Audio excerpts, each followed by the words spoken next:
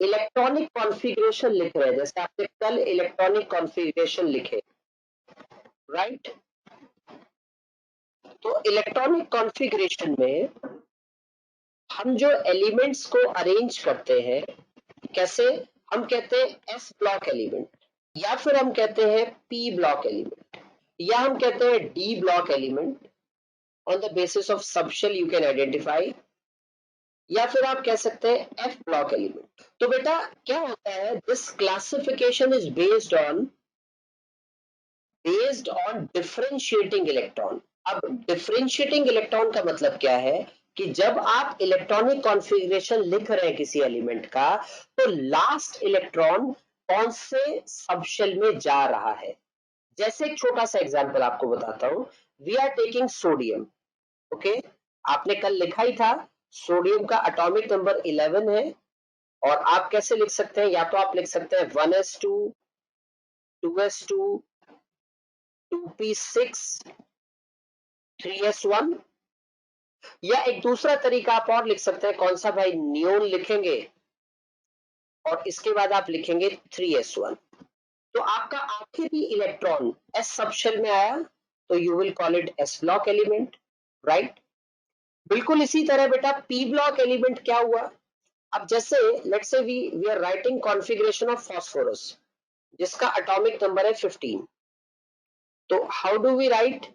एक तरीका है 1s2, 2s2, 2p6, 3s2, 3p3, right?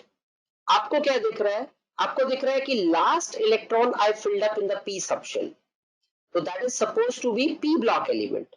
मतलब मैं इसको ऐसे भी लिख सकता हूं, नियॉन करके लिखूंगा, और नियॉन के बाद आई राइट 3s2,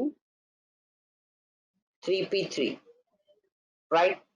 इसके बाद आप क्या करिए, आप मैंगनीज को लिखिए Mn, Mn is 25, okay? Manganese को जब आप लिखेंगे तो how do we write? We will write 1s2, 2s2, 2p6, 3s2, 3p6, 4s2, 3d5। तो आपका आखिरी इलेक्ट्रॉन कहां आया? डी सबशेल में। तो on the basis of the differentiating of the last electron, I will say this one is the S block, this one is a P block, and this one is your D block, right? एक बार बेटा जो screen पे दिख रहा है इसको note down कर लो, थोड़ा और इलेबोरेट कर देता हूं। डिफरेंशिएटिंग इलेक्ट्रॉन की जगह मैं लिख देता हूं लास्ट इलेक्ट्रॉन।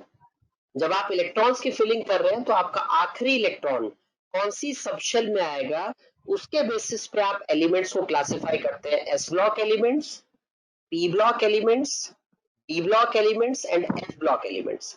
एफ ब्लॉक के बारे में हम अभी बात नहीं कर रहे हैं, क्योंकि एफ ब्लॉक का इलेक्ट्रॉनिक कॉन्फ़िगरेशन आपने अभी तक कोई लिखा ही नहीं है। एक बार नोट कर लो बेटा, I am giving you 2 to 3 minutes to note it down, that is good enough। ये जो स्क्रीन पे आपके लिखा है बेटा, इसमें हमने क्या कहा है, इलेक्ट्रॉनिक कॉन्फ़िगरेशन के बेसिस पे आपने कहा एस ब्लॉक एलिमेंट, आपने कहा पी ब्लॉक एलिमेंट, आपने कहा डी ब्लॉक एलिमेंट, और आपने कहा F block element, right?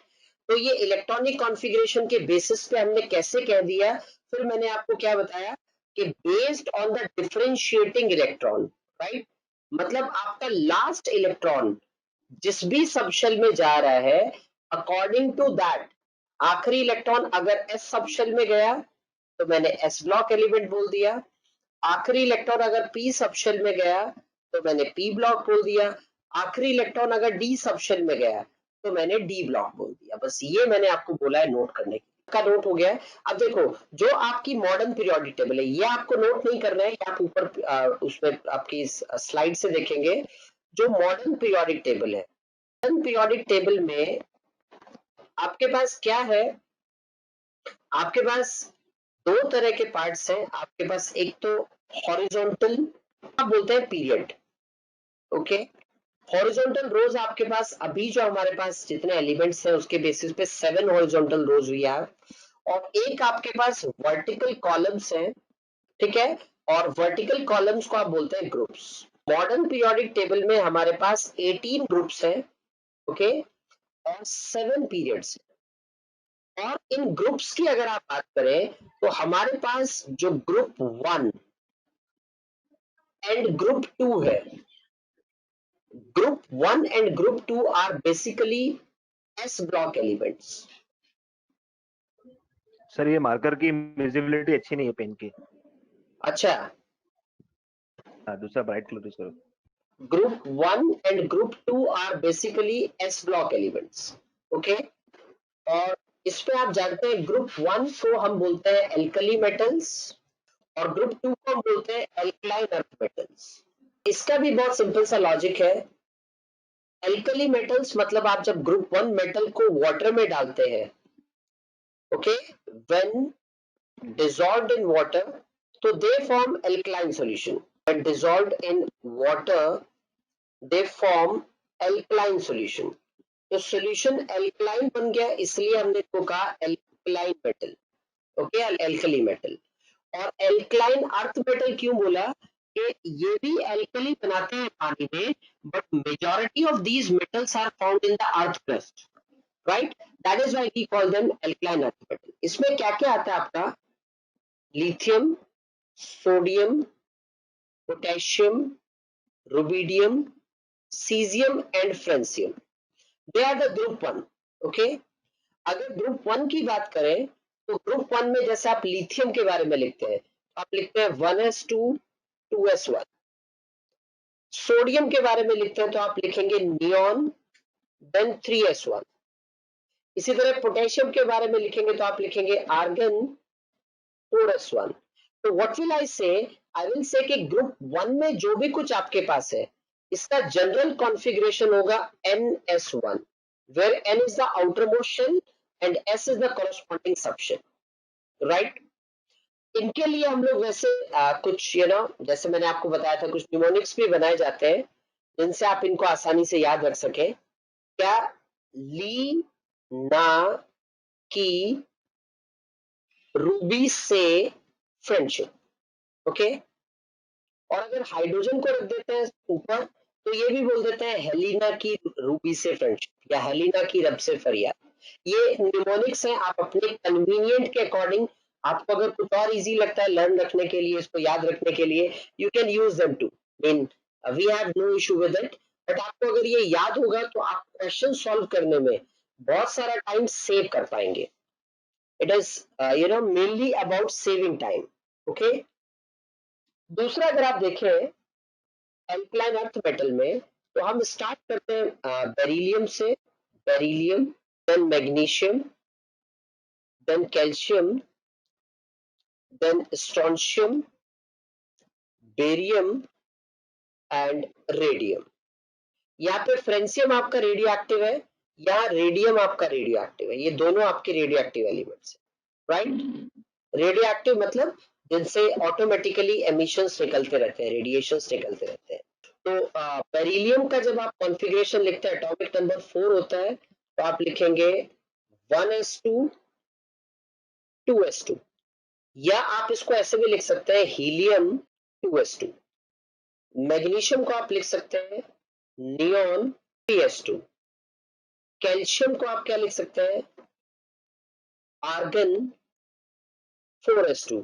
And then accordingly, मतलब आप क्या कहेंगे कि जो जनरल इलेक्ट्रॉनिक कॉन्फ़िगरेशन मुझे यहां मिलेगा, that is going to be NS2. The most generalized configuration we will have here is NS2। और यहाँ के लिए भी आप कुछ निमोनिक्स है, क्या है? BE बेटा, MG मांगे, CA car, SR scooter, BA बाप, RA राजी। बेटा मांगे, कार स्कूटर, बाप राजी, है ना? तो दिस इज समहाउ निमोनिक्स आप कुछ क्रिएट कर सकते हैं। ऐसा जरूरी नहीं है कि जो मैंने आपको बताया है आप उसी को याद रखें, लेकिन आप अपने भी कुछ न्यूमोनिक्स बना सकते हैं। और even you can browse on Google, lot of mnemonics, you will get a lot. ठीक है बेटा, तो ये आपका एस ब्लॉक के बारे में हुआ। और ये अब आप यहां से नोट कर लीजिएगा, यहाँ पे हमने मेंशन किया है जनरल कॉन्फ़िगरेशन NS1 है, इनको एल्कली मेटल बोलते हैं। क्यों एल्कली मेटल बोलते हैं मैंने आपको बता दिया। यहाँ जनरल कॉन्फ़िगरेशन NS2 है, ओके। इनको एल्कलाइन अर्थ मेटल्स बोलते हैं। क्यों एल्कलाइन अर्थ मेटल्स बोलते हैं ये भी मैंने आपको बता दिया। यहाँ एक बात आप इन एडिशन लिख सकते हो साथ में, कौन सी इन एडिशन आप लिख सकते हो कि फ्रेंसियम और रेडियम, ये दोनों एलिमेंट्स आपके क्या हैं, ये दोनों आपके रेडियो एक्टिव। जो आप इधर लिख सकते हैं, इधर आपका पीरियड आता है, this is period 1, this is period 2, this is period 3, this is period 4, period 5, period 6 and this is period 7, okay. तो ये आपका पीरियड को इंडिकेट करता है। आपने पूरे 7th पीरियड के एल्कली मेटल्स के बारे में यहाँ पे लिख लिया है। बेटा क्या है कि देखो, एल्कली वर्ड को समझो पहले। एल्कली क्या होते हैं, ऐसे सब्सटेंसेस जिनका एक्वस सॉल्यूशन पानी में डालने पे बेसिक हो जाता है, दे आर कॉल्ड एल्कली। और एल्कलाइन अर्थ मेटल जैसे आपको पता होगा, मैग्नीशियम है, अर्थ क्रस्ट में बहुत ज्यादा मिलता है, कैल्शियम है, अर्थ क्रस्ट में बहुत ज्यादा मिलता है, बेरियम है, अर्थ क्रस्ट में बहुत ज्यादा मिलता है।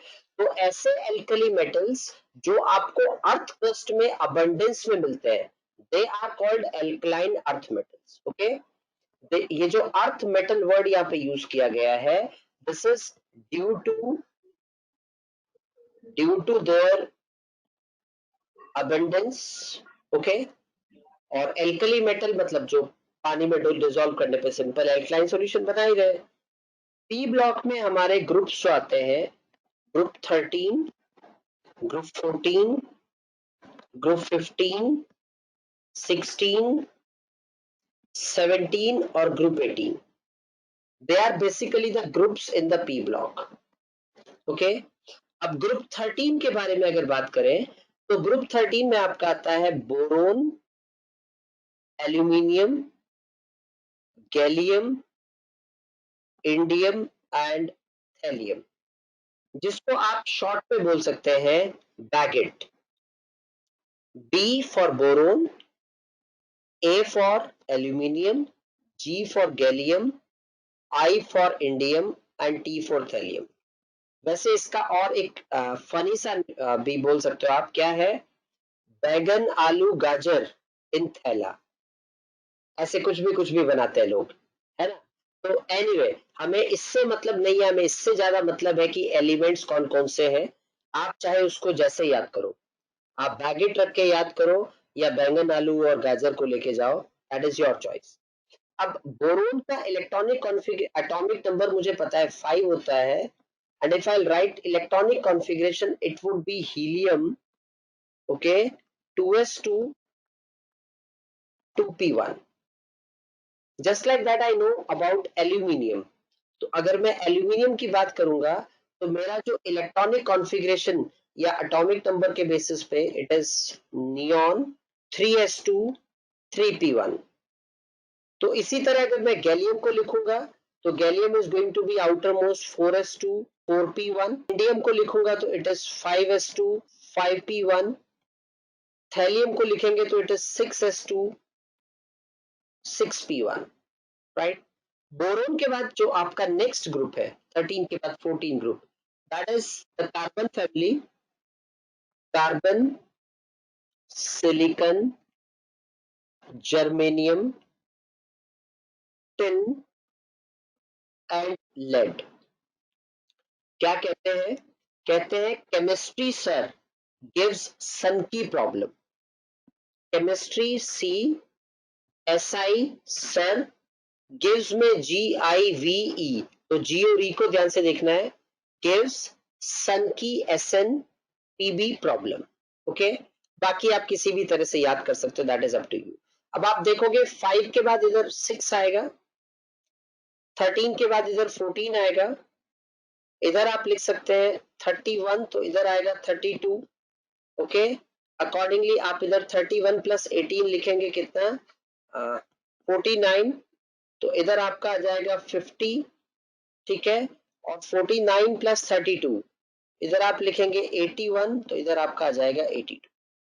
एनीवे ये कैसे करते हैं आपको आगे चल के मैं समझाऊंगा, अभी इस पे ज्यादा दिमाग मत लगाओ। एटॉमिक नंबर मैंने किस सिर्फ एक ही पर्पस के लिए लिखा है कि आप इनका जनरल इलेक्ट्रॉनिक कॉन्फ़िगरेशन लिख पाए। जब कार्बन का लिखेंगे तो आप क्या लिखेंगे, how will we write, we will write helium and उसके बाद we will right 2s2 2p2। Silicon का जब आप लिखेंगे तो आप लिखेंगे नियॉन और उसके बाद आप क्या लिखेंगे 3s2 3p2।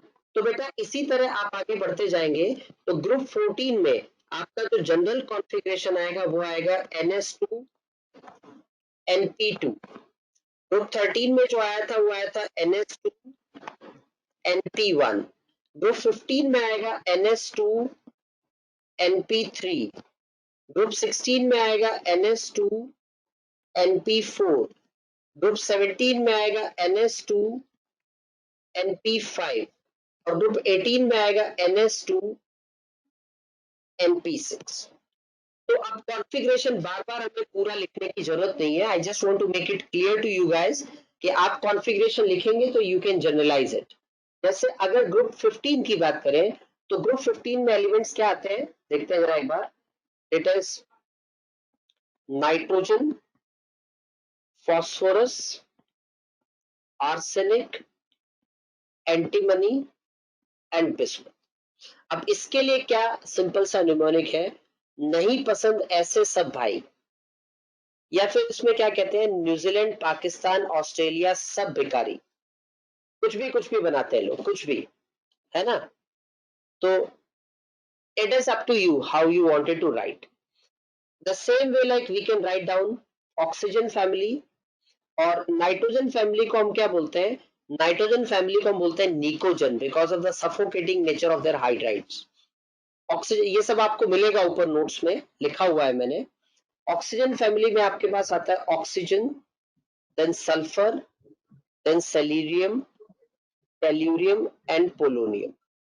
कुछ लोग इसको ऐसे बोलते हैं न्यूमोनिक्स में उससे टेपो, ओ फॉर उस, ओ एस से, S E A T E O, उससे टेपो, या ऐसे भी बोलते हैं ओ स्टाइल से तेल पॉलिश, ओ स्टाइल से तेल पॉलिश, जैसे मन करे आप ऐसे याद करो, that is you know up to you कैसे आपका जमता है, जो भी आपको जमे। इसके बाद आप आते हैं ग्रुप 17 पे। तो ग्रुप 17 में आपके पास आता है हेलोजेंस बोलते हैं इनको generally because of the salt forming nature, fluorine, chlorine, bromine, iodine and astatine. ठीक है, तो यहां आप क्या कहते हैं, आप कह सकते हैं फिर कॉल कर बाहर आई आंटी, फिर कॉल कर बाहर आई आंटी, या आप और भी कुछ बना सकते हैं, that is up to you the way you want to make it. ठीक है, ये आपका ग्रुप जनरली हेलोजन है। ऑक्सीजन फैमिली को हम जनरली चैल्कोजन बोलते हैं, नाइट्रोजन फैमिली को जनरली हम निकोजन बोलते हैं। ओके, एंड इनर्ट गैसेस में थोड़ा ऊपर जाना पड़ेगा हमें, helium, neon, argon, krypton, xenon and radon. Right, इस पे भी बहुत सारे आपके पास न्यूमेरिक्स बनते हैं, बट थोड़ा फनी बना देते हैं, हीना, नीना और करीना का एक्स रणबीर, हीना, नीना और करीना का एक्स रणबीर, कुछ भी बना लो यार, आपकी चॉइस है। It is nothing a big deal, not at all a big deal. General बात क्या है, एक तो आपको इनके इलेक्ट्रॉनिक कॉन्फ़िगरेशन जो जनरल हमने लिखे हैं ये सब पता होने चाहिए, कौन से ग्रुप के लिए जनरल कॉन्फ़िगरेशन क्या है। ठीक है, ग्रुप में आप जब नीचे जाते हैं तो डाउन द ग्रुप आपके मेंबर्स कौन कौन से हैं, that is what is important so far to us. इसके अलावा वी विल नोट करने के लिए मैं आपको बताता हूँ, just note it down, this is P block and जो भी पॉइंट्स थे यहाँ पे सब लिखे हैं देखो। ग्रुप 15 को आप निकोजन बोलते हैं, ग्रुप 16 को आप चैल्कोजन बोलते हैं, ग्रुप 17 को हेलोजन बोलते हैं, ग्रुप 18 को आप नोबल गैस फैमिली बोलते हैं। राइट, एक बार नोट कर लो बेटा फटाफट इसको। बोरोन, बोरोन से आप इधर आए सिलिकन, जर्मेनियम, आर्सेनिक और एंटीमनी, ये आपके मेटलॉइड्स हैं बेसिकली। तो ठीक है, वो हम आगे टेबल में देख लेंगे पूरा डिटेल में। एक ही साथ इतना सारा इंफॉर्मेशन गैदर करोगे तो यस थोड़ा सा टफ लगेगा, तो that is why just hold on for a while, table note करो, नीचे जो 15, 16, 17, 18 के बारे में लिखा है वो नोट करो, फिर मैं आपको ये वाला पॉइंट एक्सप्लेन करता हूँ कि इसका क्या मतलब है, that why do we call S and P block elements as the representative elements। देखो ऊपर आपका सारा जनरल कॉन्फ़िगरेशन पे लिखा हुआ है, तो उसको लेके भी आपको परेशान नहीं होना है। ये यहाँ पे मेंशन किया हुआ है NS2NP1 for this group, NS2NP2 for this group, NS2NP3 for this one, NP4, NP5, NP6, right. और आप क्या कर सकते हैं, आप एटलीस्ट रिप्रेजेंटेटिव एलिमेंट के बारे में बात करते हैं यहाँ पे। What does it mean by representative element? कोई भी एलिमेंट जो अपने ग्रुप को रिप्रेजेंट करे, that is called representative element. अब होता क्या है, जब आप जाते हैं डी ब्लॉक में या एफ ब्लॉक में, तो वहां पे हमने हालांकि एलिमेंट्स को एक साथ रखा है, लेकिन उनमें क्या होता है, प्रॉपर्टीज में उतना ज्यादा पीरियोडिसिटी या उतना ज्यादा ग्रेडेशन देखने को नहीं मिलता है, जितना ज्यादा ग्रेडेशन एस ब्लॉक और पी ब्लॉक में देखने को मिलता है। इसी रीजन से एस और पी ब्लॉक को रिप्रेजेंटेटिव एलिमेंट बोलते हैं, कि आप किसी भी एलिमेंट को एस ब्लॉक से उठाओ या किसी भी एलिमेंट से पी ब्लॉक को उठाओ, तो वो अपने ग्रुप की ऑलमोस्ट सारी प्रॉपर्टीज को रिप्रेजेंट करेगा। मतलब I would say any element of respective group will represent the rest of, मतलब जो प्रॉपर्टीज है वो सारी प्रॉपर्टीज इतना ज्यादा रिजेंबल करेंगी कि आप किसी भी एक एलिमेंट को उठा के उसके बेसिस पे कंपैरिजन करके बता सकते हो। डी और एफ ब्लॉक में ऐसा नहीं होता है, they are not the group representers, that is why हमने यहाँ पे इनको रिप्रेजेंटेटिव एलिमेंट्स की कैटेगरी में रखा है, या we mention them as a representative element. देखो अगर डी ब्लॉक के बारे में आप बात करोगे, सबसे पहले तो डी ब्लॉक का जनरल कॉन्फ़िगरेशन क्या है ये देखते हैं। बेटा आपने कल बहुत सारे कॉन्फ़िगरेशन लिखे, जिसमें आपको एक कॉन्फ़िगरेशन में लिख के बताता हूँ जिंक का। जिंक आपने लिखा 30, जिसको आपने क्या लिखा, या तो आप सीधा लिख लीजिए argon, okay, then 4s2 3d10, मतलब अगर ये इसकी nth शेल है तो ये n-1 शेल होनी चाहिए, राइट। तो यानी मेरे पास दो चीजें आएंगी सीधा सीधा जब मैं इसका जनरल कॉन्फ़िगरेशन लिखूंगा, n आएगा s के साथ और n-1 आएगा d के साथ, राइट। मतलब जो भी आपका s शेल के लिए प्रिंसिपल क्वांटम नंबर होगा, उसके साथ जो d सब शेल के साथ जो क्वांटम नंबर आएगा प्रिंसिपल, वो 1 यूनिट लेस होगा। और डी में तो मेरा इलेक्ट्रॉन कितने आ सकते हैं, 1 to 10 आ सकते हैं। भाई अगर जिंक में 10 आए हैं तो स्कैंडियम में कितने आएंगे, स्कैंडियम को जब आप लिखेंगे तो स्कैंडियम इज 21, आप सीधा सीधा लिखेंगे Ar 4s2 3d1, राइट। तो d आपका n-1d is nothing but it is 1 to 10। अब s की अगर बात करें तो s आपका 0 to 2 होता है। मतलब एक आध केस ऐसा भी है, कुछ एक्सेप्शनल कॉन्फ़िगरेशन आपको नेक्स्ट क्लास ऑफ एटॉमिक में हम लोग डील करेंगे, जहां पे ये 0 आता है, बट इन जनरल मैं आपको दिखाता हूं। देखो आप जब क्रोमियम को लिखते हो तो क्रोमियम में आप क्या लिखते हो, आप लिखते हो आर्गन 4s1 3d5। जब आप कॉपर को लिखते हो तो कॉपर आपका क्या है 29, आप लिखते हो आर्गन 4s1 3d10।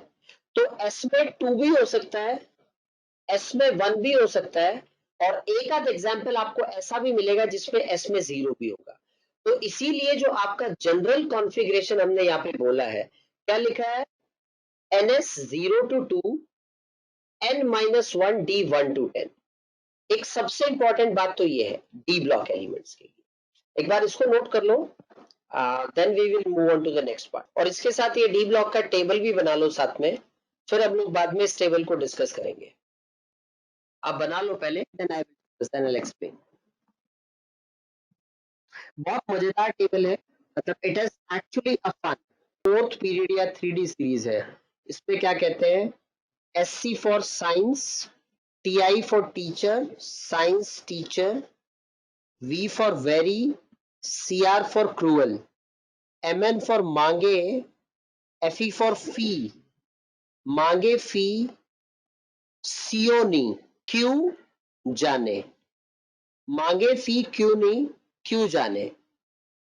तो मतलब सब एनीथिंग यार, you can make it, is up to you, जो आपको ज्यादा कन्वीनियंट लगता है। इंपॉर्टेंट है याद रखना, इंपॉर्टेंट न्यूमोनिक्स नहीं है, आपको याद हो जाना चाहिए और याद अपने आप ही हो जाएगा, डोंट वरी, इसके बारे में ज्यादा टेंशन ही मत लो, इतनी बार रिपीट होगा कि सब याद हो जाएगा। मैंने एक ग्रुप में 8 एलिमेंट्स रखे और मैं कहता हूं कि नहीं यार, इस ग्रुप को ये एलिमेंट रिप्रेजेंट करेगा, ये नहीं कर सकता क्योंकि इसमें कुछ जनरल प्रॉपर्टीज में वेरिएशन ज्यादा मिल रहा है। तो representative of a group must be the one जो पूरे ग्रुप को या पूरे ग्रुप की प्रॉपर्टीज को एक रिजेम्बलेंस के साथ एक्सप्रेस कर पाए। तो एस और पी ब्लॉक में क्या होता है, जितने भी एलिमेंट्स हैं सब में वेरिएशंस प्रॉपर्टीज में एक ग्रेडेशन में है, ऐसा नहीं है कि कुछ भी रैंडमली चल रहा है। लेकिन डी और एफ ब्लॉक में ऐसा देखने को मिलता है कि they can not have all the properties of all the elements in a proper manner when we are moving along a group. तो एस और पी ब्लॉक एलिमेंट्स को हम लोग क्या बोलते हैं, representative element, because any of the element of that particular group can represent और express the properties of the rest of the group members. But D block में ऐसा नहीं होता है। आपके जो स्क्रीन पे मैंने टेबल अभी दी है आपको, उसमें मैंने कुछ कुछ एलिमेंट्स को ब्लू से, कुछ एलिमेंट्स को पिंक से, येलो से, ग्रीन से मार्क किया हुआ है। There is some reason behind that marking. तो वो रीजन ज्यादा अप्रोप्रिएट तो होगा जब आप इलेक्ट्रॉनिक कॉन्फ़िगरेशन पढ़ लेंगे नेक्स्ट सेशन एटॉमिक स्ट्रक्चर में, उसके बाद हम डिस्कस करेंगे। बट अदरवाइज डी ब्लॉक में कोई एक मेंबर, जैसे मैं कहता हूं कि निकिल है, निकिल, पैलेडियम और platinum, they do have similarities, but I can not से कि इनमें से किसी को भी उठाओ तो मैं पूरे पूरे ग्रुप की प्रॉपर्टीज को रिप्रेजेंट कर सकता हूं। Just like that copper, silver and gold, they do have similarities, but still there are some variations, and those variation doesn't make any of them capable of a member, as a member which can express all the properties of the respective group. That's how like S and P block elements are considered as representative elements. हमारे लिए सबसे सबसे ज्यादा important है 3D series. 4D 5D और 6D तो incomplete ही है, लेकिन सबसे ज्यादा इंपॉर्टेंट हमारे लिए इस पूरी सीरीज में 3D है। तो 3D को तो हम लोग जरूर याद करेंगे, जिसमें मैंने आपको भी बताया, साइंस टीचर वेरी क्रूअल, मांगे फी को नहीं, को जाने, है ना, समथिंग लाइक दैट। कुछ भी आप बना के याद कर लो। Scandium, titanium, vanadium, chromium, manganese, iron, cobalt, nickel, copper, zinc, ठीक है।